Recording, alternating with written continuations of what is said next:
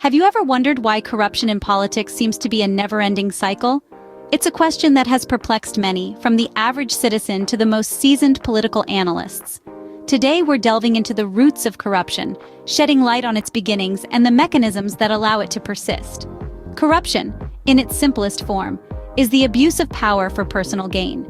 It takes various shapes and sizes, from the subtle to the blatantly obvious, and it's often deeply ingrained in the very fabric of political systems.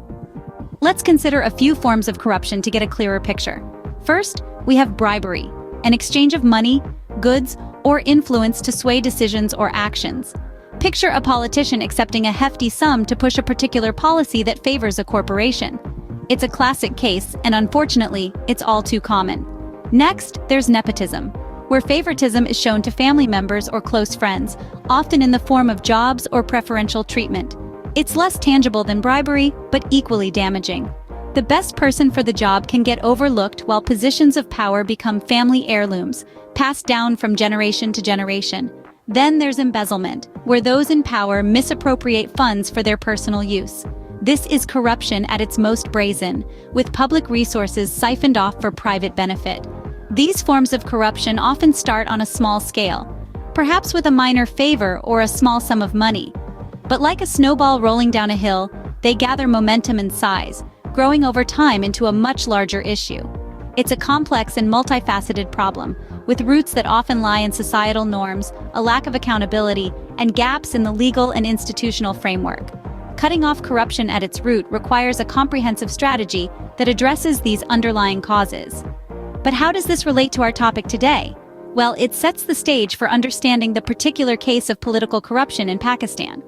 So, buckle up as we delve deeper into the murky world of political corruption, using Pakistan as our case study. Now, let's delve into the rise of corruption in Pakistan's political landscape.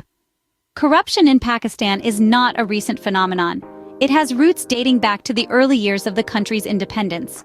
The seeds of corruption were sown during the partition of British India in 1947, when the transfer of power and assets led to widespread fraud and embezzlement. The years that followed saw the institutionalization of corruption, as power shifted from military regimes to civilian governments, and back again, creating an environment ripe for misuse of authority and public funds. The dictatorial regimes of General Ayub Khan and General Zia-ul-Haq were marked by rampant nepotism and favoritism, undermining the rule of law and setting a precedent for future administrations. The 1990s saw the rise of two political dynasties, the Bhutto Zardari family and the Sharif family, both of whom have been embroiled in numerous corruption scandals. Benazir Bhutto and Asif Ali Zardari were accused of embezzling millions of dollars in Swiss banks, an allegation that led to their exile. Nawaz Sharif, on the other hand, was implicated in the Panama Papers leak, revealing offshore companies and assets not declared in his wealth statement. More recently, the tenure of former President Asif Ali Zardari and his party, the Pakistan People's Party, was marred by allegations of massive financial irregularities and kickbacks in public contracts. The so-called Rental Power Project scandal and the Sindh Festival corruption case are just a few examples that underscore the deep-rooted corruption within the country's political elite. But these scandals are just the tip of the iceberg, symbolic of a larger systemic issue. They reflect a culture of impunity and lack of accountability that has allowed corruption to flourish in Pakistan's political arena. As we've seen, corruption in Pakistan's politics didn't happen overnight. It's a result of a series of events that have taken place over many years. So we've seen how corruption has become a part of Pakistan's political fabric, but what impact does this have on the country and its people? To begin, let's consider the social implications. Corruption breeds inequality, creating a society divided by a widening wealth gap. Those with power and connections often find themselves above the law, while the average citizen struggles for basic rights and services. This imbalance fosters resentment and mistrust, eroding social cohesion and the sense of national unity. Now let's pivot to the economic consequences.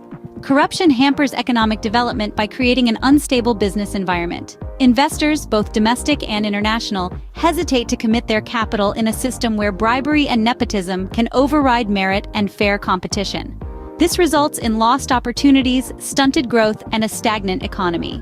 Moreover, public funds, instead of being used to develop infrastructure, education, and healthcare, often end up in the pockets of corrupt officials.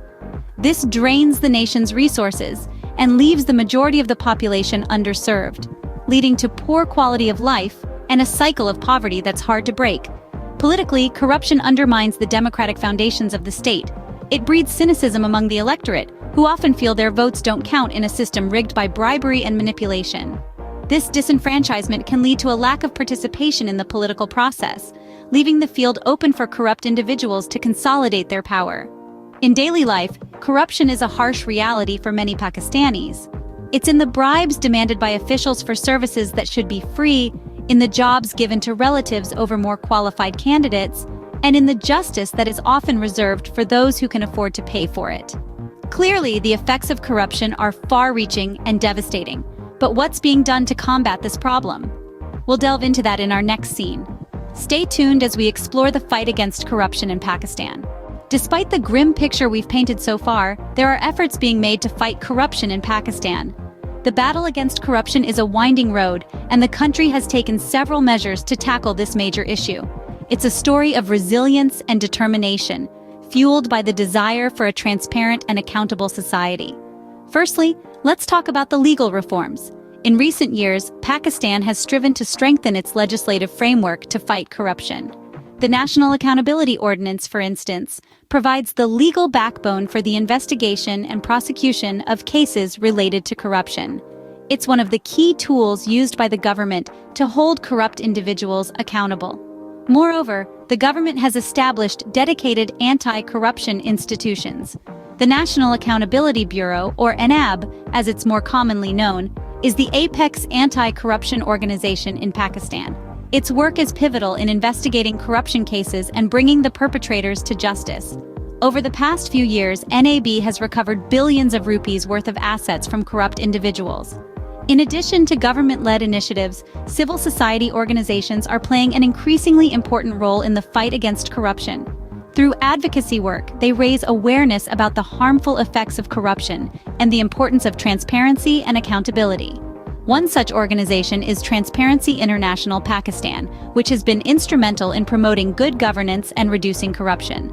Its work has led to the recovery of significant sums of money, and it continues to be a beacon of hope for many Pakistanis. But let's be clear, these are not overnight solutions. They require time, patience, and most importantly, the collective will of the people.